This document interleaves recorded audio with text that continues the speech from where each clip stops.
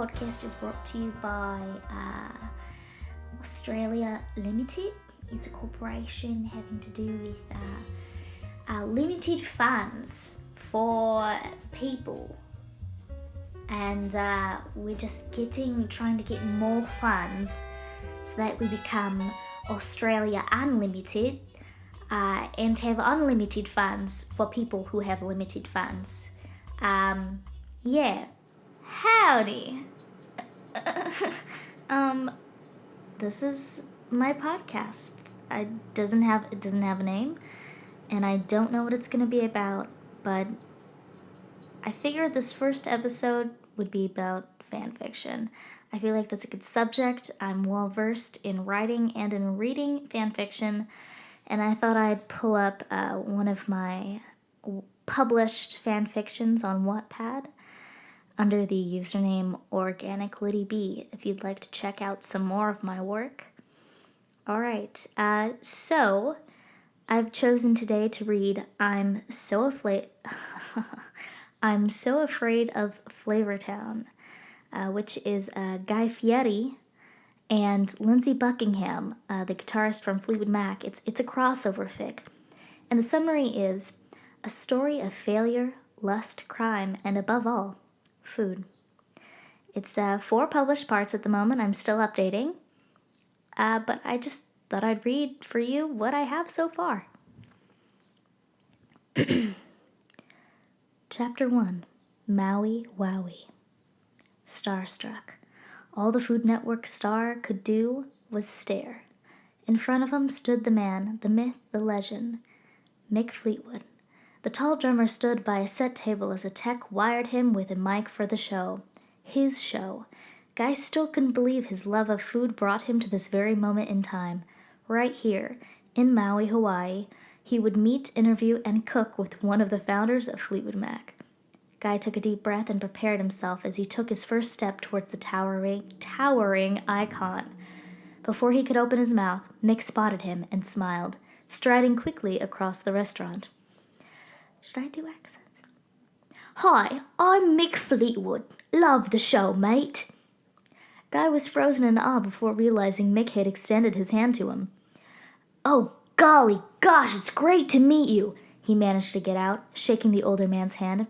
It really is such an honor, Mick. I've been a fan for such a long time.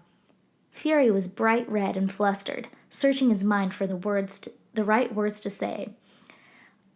So let's get cooking. Time has passed. On this special episode of Diners, Drive-Ins, and Dives, we're here in Lahaina, Maui, at Fleetwood's on Front Street, owned by the one and only Mick Fleetwood. Guy's enthusiasm shone as he approached Fleetwood, ready to smash this interview on the head. Besides being a lifelong musician and frontman for the legendary band Fleetwood Mac, you own this amazing restaurant here in Lahaina. What gave you the idea to open up your own slice of heaven here in what most people call heaven itself? Mick chuckled.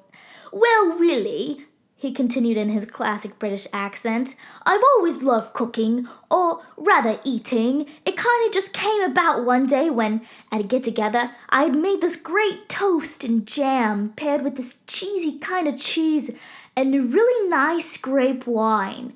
Everyone seemed to like it, so I talked to my accountant Ted, and he sorted out my finances. At first I was a bit... The rest of what Mick was saying faded as Guy spotted a familiar face peeking around the corner and heading towards the crew's snack table. Oh my God, he muttered. What was that? Oh, Guy cleared his throat. Such an amazing backstory to this place. Please continue. Right, thanks. As I was saying, Christine and I had just gotten out of the hot tub after a long session of... Please, please, please don't come over here, Fury prayed. The man, nearly 20 years older than him, strayed from the table displaying treats and began walking towards where Mick had set up his drums. Oh, shit. It was the only person of Fleetwood Mac he had literally dreamed of meeting, yet dreaded the day he might do so. But, tss. Mick swung around to see his old buddy twirling a drumstick in his hand, golden symbol behind him still moving after he hit with a force of 1,000 winds. "Aw, mate, what are you doing here? I didn't expect you until later tonight," Mick exclaimed. Yeah, well, I got in a little early and decided to come see some of the filming if you don't mind. Thought I'd give us more of a chance to hang with this guy. He pointed his thumb to the stunned, well-known star.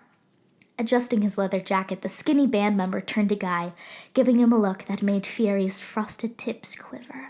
That's good alliteration. Hey there! The talented guitarist's demeanor darkened and settled on the soft, round face across from him. I'm Lindsay. The TV host gulped hard, watching as Lindsay's gaze flickered to his bobbing Adam's apple, swearing he saw the 68-year-old's tongue dart out to smooth his hot lips. Buckingham smirked and continued to look straight into Guy's eyes. It's nice to finally meet you.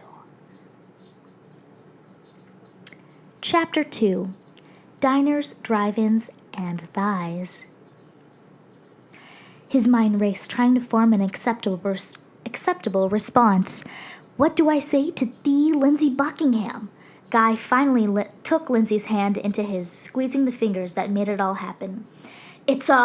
I'm honored. It's so great. Wonderful. Great to meet you. Finally. The host let out a nervous chuckle, astonished by how flustered he had become. Lindsay pulled on Guy's fist, locking him into an embrace, thus completing the bro shake. Patting him on the back, the rock star put his lips near the other man's ear. You're cute when you fumble like that, Lindsay whispered. A devilish grin spread across his face as he pulled back and saw the look on the TV icon's demeanor. I'll see you later, stud. Holy supreme taco, Fury muttered to himself. Did that really just happen? Guy struggled to pull through the rest of filming. He was anything but calm, going over each word and movement that had been exchanged between him and Lindsay. By the time they wrapped up the last shot, the sun had begun setting, painting a beautiful scene surrounding Fleetwoods. That's my cat meowing, I believe. Mick had the restaurant shut down for the evening, so after the last customers cleared out, Shh, baby. Oh my gosh. Where was I? Mick had the restaurant shut down for the evening, so after the last customers cleared out, the folks Mick invited, Guy and the crew could party on the rooftop and get a taste of Maui life. The booze and conversation were flowing. Guy was in an intense argument with a native on the proper way to dip and eat a wing when, like a dream, Lindsay reappeared as the music swelled behind him, the pink and orange light hitting his forehead, creating a shine that made Fury's heart flutter. As he passed him, he got a whiff of his body odor. What is that? That scent. It reminds me of... Could it be? Intrigued, Guy followed Lindsay to the open bar, leaning in as close as possible to try and identify the erotic smell coming from the man. He inhaled deeply, sniffing in as much of him as possible. He moaned. Delicious. Yes, I am. That was more... Oh, shit, Guy thought as he realized he was thinking out loud. I'm sorry, I was just trying to identify that smell. Is that... Yes, it is. I'm trying to get back my Lindsay voice, and it's just an old man, so I'm going to roll with it. Yes, it is. Lindsay turned towards him, facing close proximity to Guy's. He reached out to brush his hand, half whispering his response. Chipotle ranch. Guy swore he could come right on the spot. Chipotle ranch was his favorite. He could practically taste it on his tongue. Hey, let's take this somewhere more private. Lindsay slipped a key card into Guy's back pocket, his hand lingering on the other man's ass. I'm staying at the Montage. See you soon, buddy. Guy shivered, watching Lindsay's bottom wiggle as he walked away, grabbing a cold beer before he walked downstairs. Cheesy garlic bread and spicy marinara. What is going on? He only knew the world of Food Network. How could a simple man like him attract a guitarist like that? The one thing he did know for sure was that whatever happened next would change his life forever. All right, that was chapter 2. Right now would be a good break, time to grab some snacks or some water. I think I'll grab some water myself. I'm getting pretty parched here.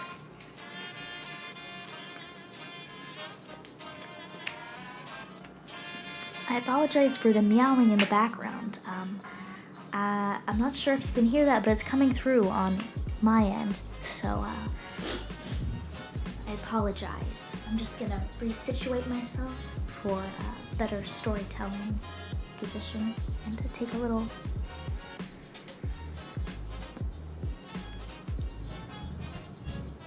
enjoy it. Alright, I think that break was sufficient enough. Let's continue on with I Am So Afraid of Flavortown. Chapter 3, An Evening with the Buck. The time had come. Guy found an excuse to dip out of Mick's party early and head over to the Montage Hotel, where a devastatingly handsome man awaited him. He twiddled his fingers the whole Uber ride to his destination, nervous and excited for this event this evening would bring. Maybe this is just a bro hangout, Fieri thought. He still couldn't believe that someone who radiated such big dick energy would be interested in a sad peasant such as him. As he walked into the lobby, a young fan approached him, adorned in flames and nerd goggles. Gee, Sir Fieri, can I have your autograph? She screeched. I've been waiting for this moment my whole life. You saved me. While the young girl screamed and cried, a fancily dressed hotel servant slipped him a note. Leaning in, he whispered, Mr. Buckingham gave me instructions to deliver this to you. Opening the note, Guy saw a room number scribbled on the paper. Room 69. See you soon. I'm preparing the Chipotle Ranch. Smiley face. The Guy's Grocery Games creator smirked. 69, huh? Turning to the fan who still remained yelling by his side, Fieri grabbed her by the shoulders with determination. Sorry, Toots. I've got a dick appointment, and I can't be tardy. Time is fast. 65, 67, 69. Good old 69. His fingers ached as he neared the door. The moment of truth. Is this a casual hookup, or what Fieri feared, just a friendly hangout? Guy knocked 3 times, a number most associate with the call of the devil, mocking God and his word, but if you were intelligent, like the guy stir, you know it was actually the knock of butt sex. Fuck that dude, Jesus. Fieri knows what the fuck is up. Satan doesn't want into your soul, he wants into your anus. When the door didn't open, he was hesitant to thump the wooden panels again and break the code of the rhythmic booty call knock. However, he needn't worry, for just then a whoosh of air waved through his spiked frosted tips as his mayhaps soon-to-be lover opened the entrance into his room. Adorned in a silk robe and not much else, the guitarist stood in the doorway. Entrez-vous, s'il vous plaît, the shorter man spoke, entrancing Guy with his sexy, albeit inaccurate, French accent. As Guy entered, Lindsay asked about the party. It was pretty fun, just not really my scene. I can understand that. He shut the door, walking up just behind the Food Network star, leaning into his ear from behind. It can be a little extravagant at times. Lindsay's breath on his ear excited him, a little too much to his liking. Mother of Teresa, this man shouldn't have this much of an effect on me. But he did, and Fieri craved more. Chapter 4. Tell me about it, stud. Walking over to the room service cart stationed by his nightstand, Lindsay grabbed an extremely oversized bottle of Chipotle Ranch and popped the cork. Yes, the cork. Cheese and rice! I've never seen such a savage amount of Chipotle Ranch in my entire life, Fieri exclaimed. I had it specially made to resemble a champagne bottle, and no alcohol isn't your thing. Yeah, he replied. I find that other things do the trick better, but how did you know? Lindsay chuckled, pouring 2 tall crystal glasses full of the tantalizing sauce. Well, this is a bit embarrassing, but I've done tons of research on you, Guy. I'm constantly watching your shows and even have a Google notification set up for each publication with your name. I find you so very interesting. Wow, he muttered under his breath. That's so creepy. No, not at all. Guy looked up into the rock star's eyes. It's sweet, and if I'm being honest, I've done the same with you. Oh, really? Lindsay questioned, voice deepening as he took a few steps toward his chunky peanut butter dreamboat. There's a picture insert here. If you'd like to see the picture, I suggest you go to the story. Again, this is called I'm So Afraid of Flavortown by Organic Liddy B. That's spelled ORGANICLIDDYB. Continuing on. Close enough to smell his sweat, Guy inhaled, taking him into his lungs. Intoxicated by his scent, he gained a smidgen of courage and gently placed his meaty hands on Lindsay's pronounced hip bones. Lindsay matched his stance, hands wandering under Guy's shirt. Ah! Mr. Fiery's breath hitched. Is this actually happening? Oh, sweet baby Ray's barbecue sauce, I can't believe it. You're everything I've always wanted, Mr. Buckingham. Guy turned toward the door. Who? Yes, I almost forgot. Lindsay stepped aside and addressed the knocking, opening the door to reveal a bellboy pushing a large cart overflowing with food. Seafood, to be exact. Thank you. He peered at the gorgeous man's name tag. Jeffrey? He ushered the bellboy out into the hall, placing a generous tip into his hand. What's all of this? Well, if it's all right with you, I thought we could. Mukbang. Lindsay picked up a giant crab leg, cracking it with his strongly manly man hands. The meat dangled at least 8 inches as he dipped it into a large bowl of steaming, hot nacho cheese. The cheese dripped down his chest and gushed past his lips as he took the first bite, slurping the wet condiment into his mouth. Oh my God. Mouth still covered in cheese, Lindsay grabbed an oyster and a slice of lemon. He ran the lemon down his chest, swirling it into his graying hair, and then squeezed the juicy fruit onto the shell, slurping back the salty aphrodisiac. He held out the lemon to Guy, who immediately began sucking on the slice. Fuck. Guy licked his lips, savoring the mix of sour and sweet that Lindsay's sweat and the lemon juice created. What's your seafood of choice? Lindsay questioned. I ordered crawfish, lobster, oysters, clams, crab. It's all yours. Actually, I'm more of a sausage person, Guy smirked. Placing his hands onto the other man's belt, he carefully unwrapped his present, pulling out Lindsay's hefty meat.